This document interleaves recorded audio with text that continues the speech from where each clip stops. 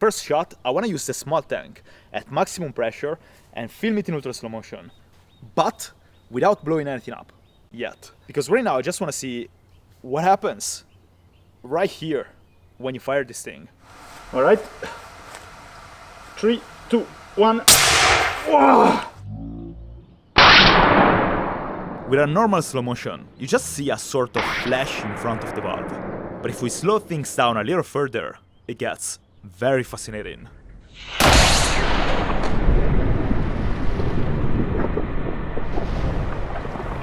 And I think I know what that is. First of all, the reason why that thing is blue is because when the air exits the nozzle, it expands so quickly and violently that it causes a massive drop in temperature, like minus 100 degrees, instantly condensing the moisture in the air. So the blue thing you see there is basically ice crystals reflecting the light.